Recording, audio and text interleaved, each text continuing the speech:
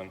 Been different, a little bit of an adjustment for the kids, but they've adjusted really well, and they've done a really good job of grabbing conceptually what we're doing and how the tempo and everything's been, how it's changed just a tad. But kids have been good. I've been great. I've been in this process before of changing offenses, so I've been familiar with going from a more pro under center to our more a little bit more tempo spread attack. So it's been really good for us. Does it help at all that you have? It's not just like last year where you came in and it was all new. But coming in, having to change offenses with having the knowledge of your personnel, does that help at all? Yeah, it helps a lot. It's all about your personnel and what you can do with the guys you have. So it's been really helpful that I know the guys from a physical standpoint, what they can do on the field, and then from a personal standpoint, getting to know them a little more. Since I've been here a year, it's helped and kind of helped the adjustment with Josh coming in, so it's been really good. Where have you been before that you've been through similar changes in the offense? When I was at Central, we went from a pro spread offense to from a pro offense to a true spread offense. So that was so I've been through the adjustments and making the kinks of having to coach this position and having to go from, you're always doing one thing to switching up and doing different things. So that was where we did it the most. And how did that transition go? Went well, especially with the personnel we had. I had a really good tight end there, so it helped that he liked to play in a 2-point, 3-point, off the ball, on the ball. So went really good for us there. How would you describe Josh's persona or presence on the field and staff meetings? Yeah, on the field he's intense. I love it. He's intense. He's focused. He's detailed. He wants to get the most out of the guys he can, and really kind of fits along with the coaching style I have and the philosophy I have. So really love it. And in the meeting rooms, he's been awesome. He didn't really just come in and say, "Hey, we're going to do this like this. This is not my offense." He said, "This is our offense," and that's been a huge piece for us as a staff. We've been very collaborative. Everybody's been working really well together. It's been fun to be around. How have Nick and Sean improved? Yeah, they've been phenomenal this spring. I mean, especially Sean. Sean as a blocker has been really good, as he always been. But his receiving ability, catching ball in traffic, make the hard catches, making the competitive catches, to the point where Khalid came up to me and he's like, "Man, Sean's gotten so much better." I'm like, "Yeah, he has," and it's a credit to him and what he's done this offseason. That he hasn't had any drops. He's going to pluck the ball. He's going to make competitive catches. So I'm really proud of him as a receiver. And Nick has always kind of had the natural receiving ability, but he's taken a step in the run game to help himself, and he really wants to be more physical and do those things. So having both those two have been really good. Last year, Zach was kind of Shea's go-to guy in certain situations when he really needed to, when he was under pressure or whatever. Has Sean stepped into that role at all, or Nick, or anyone? Yeah, Sean's really, he's really just done his part when his number is called. He does it, but I think the thing this year we're gonna have so many playmakers that it's gonna be hard to key on one guy. And if you want to try to stop Sean, then you're gonna have to deal with Donovan. If you start Donovan, you have to deal with Nico. Then you have to deal with Nick. Then you have to deal with all the other guys that we got. So Sean's really taken the part of trying to be that security blanket for him, but most of the guys are doing a really good job. Has having those receivers out so far have the tight ends needed to step up more? Yeah, it's kind of forced the guys to do a little more, but that's all right. We're really used to that anyway. So being able to play in 12 personnel sets and do the things that we do, it's been really good for us. But the young guys, young receivers, people have talked about Mikey, people talked about Ronnie Bell, but especially like Mikey and Eric, those guys have really stepped up for being kids fresh out of high school, doing a really good job for us. What is the biggest difference then for your group? In the run game last year, you did some stuff that maybe translates over. What's the biggest difference overall for you? Being a little bit more stood up. We're still do a lot of the stuff we did in the run game.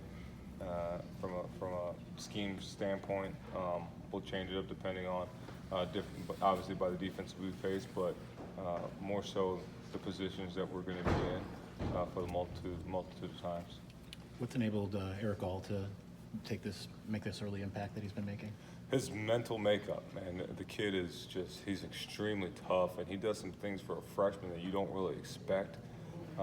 He doesn't care who he's going against, whether it's Kalik, whether it's Uche in the run game, Glasgow, whoever's covering him. Like, he wants to win, and he's going to do everything he can to win. He's as tough as nails, he's physical, and he catches everything. He has like suction mitt for hands, so he's going to be a really good player for us. What are some of those things that he does? He's just physical. I mean, for a freshman, for him being here and for 10 practices, he will throw his face in the fan. He doesn't care who it is, if it's a linebacker, if it's a defensive end, and he's a physical kid. And then in the pass game, when he knows what the route is that he's supposed to run, he runs it extremely fast, and he goes and gets the football. So, really excited about him. How much are you sharing him still with receivers? He's still in my room. We just kind of play him in that receiver position, but he's a tight end by nature. He just plays those positions when needed. What kind of strides does Mustafa and Luke have to make in order to kind of get to that level of where Sean and Nick are? Yeah, both those kids they're really coming on. Especially Mustafa, he had a really good couple practices in a row here, really showing up, really kind of what you saw in his high school film was really showing up. Now I think he's getting comfortable. He was a little sick in the beginning, and he really pushed forward and got better. But both those kids are going to be outstanding players. They just have to continue learning the system, and both done their job in the weight room. I think Mustafa's at 250, maybe 255, and Scooney's about 235, 240. So, and both of them can run. So they just keep pushing themselves to get really good. Does going more spread change the way that you recruit at all, or are you still looking for the same kind of personnel? Still looking for the same guy. I've always wanted an athletic guy that can run. Just you got to be willing to block. Regardless of being in a spread, a pro, it all comes down to running the football. If you can't run the ball, you're not going to win. So you got to have a guy that's going to be able to throw his face in the fan, and we just make sure that guy can run a little bit too. You mentioned a few guys on defense. What players on that side of the ball have kind of jumped out at you just as you've been watching things? Yeah, Uche, as usual, Kalik, because we always have to deal with Kalik. He's always harassing us, holding, grabbing us, as we say. But he's such a physical, fast player.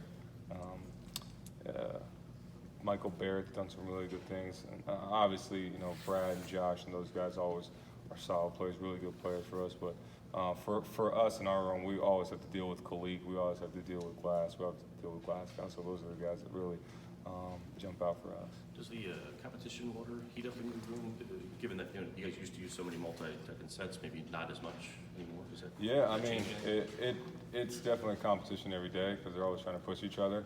We're going to try to just figure out who the best 4 or 5 guys are we need and keep rolling. But I think the room has really been bolstered. I think especially with this young freshman coming in, he's done a really good job of just keeping everybody on their toes. They know that they can't rest because there's a chance that someone might pass you by.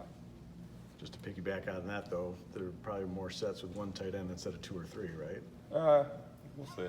you're still petitioning? Huh? You're still petitioning for the No, we take game by game, see what we'll do. So How much is Ben Mason working with your group? he's doing a little bit. More by need. He's been on defense. He'll still play running back. He'll still play H-back and do the fullback things, but he's been on defense a little bit more. And he's just causing havoc over there. He's probably the other guy that jumps out. We don't really have to deal with Ben as much, so guys are pretty happy about that one. So. Anything else for Sherrone?